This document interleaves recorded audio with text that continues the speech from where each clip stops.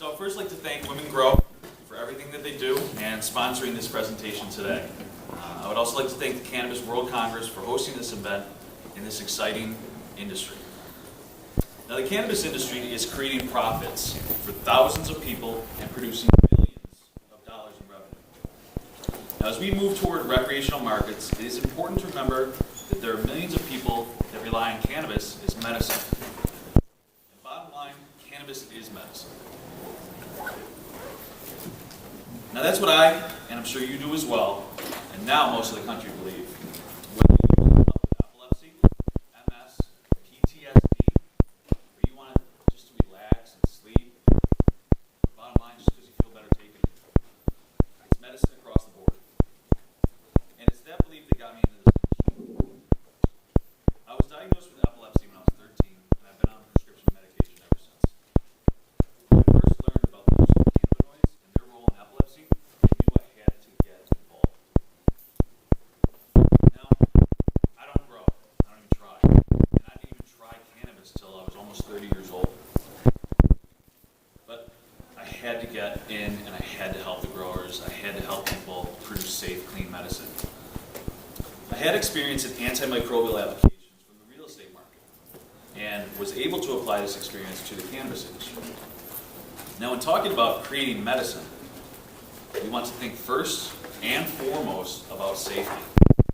It's important when building a facility that grows medication that you keep in mind doctors will be relying on this facility to produce safe, clean medicine for patients. Medicine that has molds, bacteria, anything else could cause problems and even make their symptoms worse. The cultivators need education to produce effective, clean products that are safe to use and will help their bottom line. As losses from powdery mildew and mold will decrease crop value and spread of bacteria within the facility can also affect the employees and cause labor concerns. So prevention is key.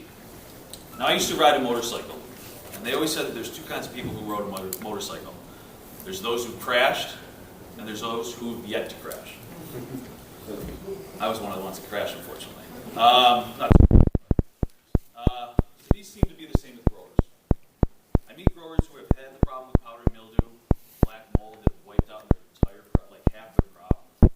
And then there's growers who said, hey, I've never had a problem, so it's not a problem. And that's the thing. See, crop contamination isn't a problem until it is. And that's why it's important to prevent it from the start.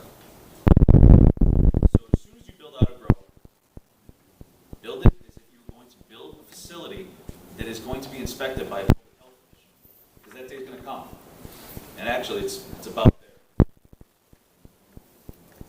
They inspect restaurants, bars, hospitals, etc. It's only a matter of time. Is this medicine? And again, I emphasize medicine because that's how we need to treat it. It's going to be regulated like any other item for public consumption. If you're retrofitting an old building, make sure you start from scratch as much as you can.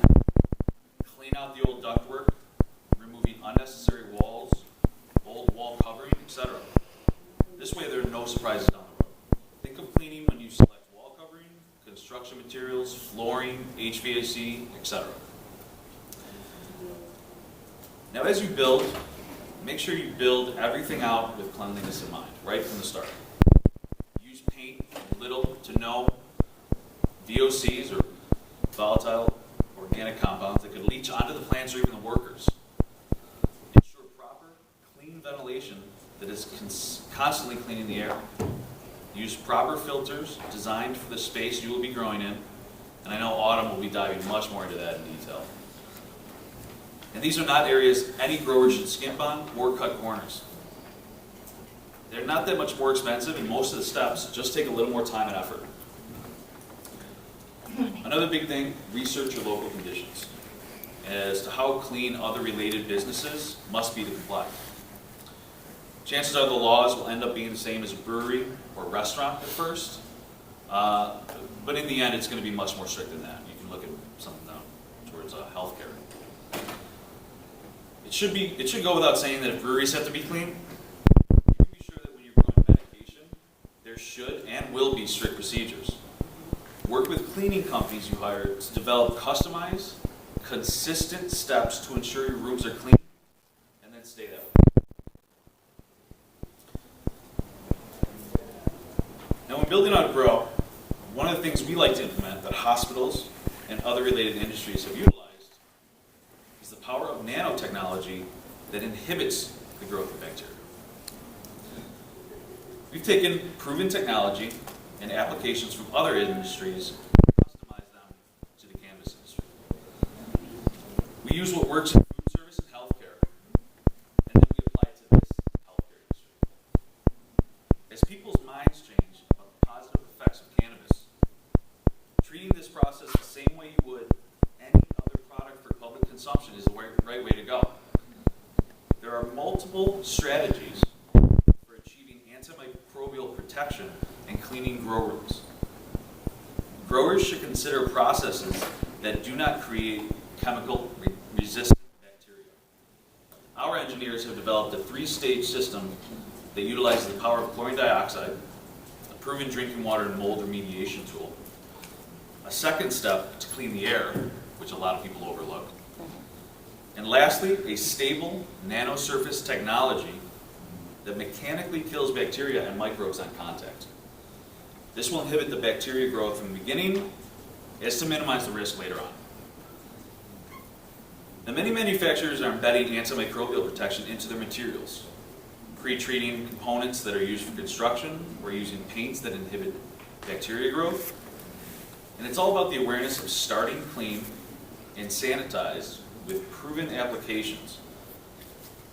And that will prevent, or at least cut down on cross-contamination. The rapid growth of the cannabis industry has prevented cleanliness from getting the attention that it deserves, but now is the time.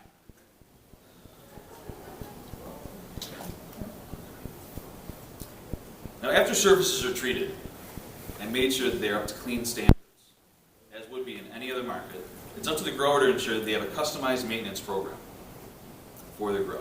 Now, I'm not just talking about running a mop, through your grow every once in a while. We're talking about professional cleaning done at least every 90 days. And if it were me, I would schedule it at the end of every month. This is in addition to constant daily cleaning protocols, just like you would a brewery, just like you would any manufacturing plant, hospital, restaurant, etc. Again, this is first and foremost for safe, clean medication for patients. And now that's coupled with the benefit for growers to also cut down on crop loss. Okay? So just to review, bottom line, remember to start with cleanliness right off the bat. These grows should be built with the mindset that their product could be going to sick people. And these sick people could have a compromised immune system. Work with someone to develop strict protocols and procedures to help ensure a clean grow room. Then, maintain that cleanliness with daily cleaning practices and professional cleaning services, at least quarterly. Now, while I would absolutely love for every grower to call me and help them create a clean grow, I actually just believe more importantly to raise the awareness so all patients and people can use safe, clean medicine. Because in the end, it's pretty simple, but it's enormously important just to remember to keep it clean. I'll be around for questions afterwards if you have any questions regarding our process or just cleaning practices in general and other stuff out there. But thank you very much for your time. I really appreciate you coming.